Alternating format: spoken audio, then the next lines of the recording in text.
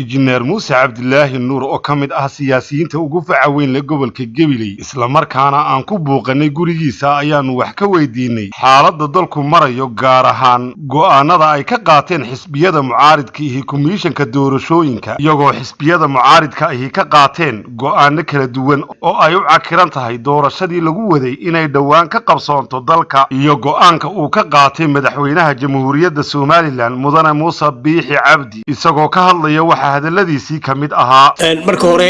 waxa salaamaya TV-ga bulsho Absalaan Maxamed Bade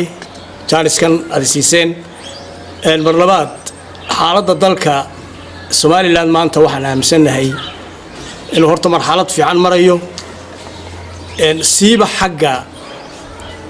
dhaqaalaha waxaan isleeyahay muddadii madaxweynuhu joogay waxaad moodaa inay deganaansho yar jiro oo shilinkii kor u socday uu istaagay uu maanta hoos u socdo waxaan arintaasina waxa ku salaysan tahay balaanka iyo khubarada loo dhiibay ee arinta ka howlgashay waxa kalena waxaan rajaynaynaa inuu raaco waxaan habaliyo u diray horta gudoomiye Cabdiraxmaan oo shalay qiray xisbiga wadani sababuhu ku dhacay oo ahayd maamul xumo iyo arrimo kale waxa weeyaan xisbiga hadii uu guul dareysay marka dambe buu guuleysan doona laakiin hal la bedelo komishanka hadii la iga badiyay anigu waxaan arkaa waa arrin qaldan doorashadana sababta awgeed baan u joojinaynaa waa arrin qaldan laakiin in wada hadalka la wado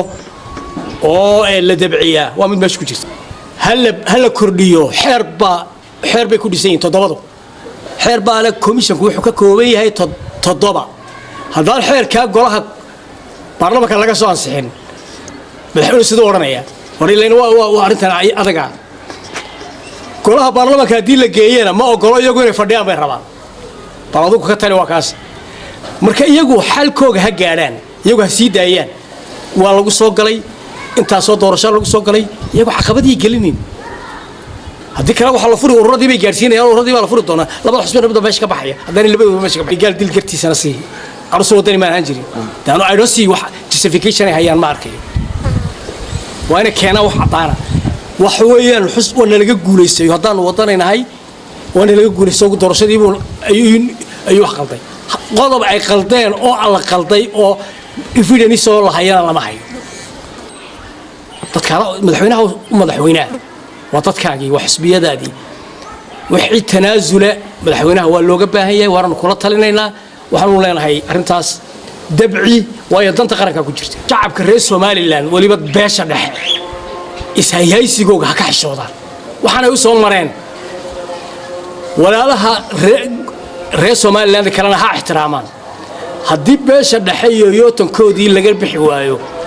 oo maanta reer hebel baahaye shalayna reer hebel baahaye ay arrinteenu dhaafi weydo baritan anaga doona dhaafi weydo agar dalkani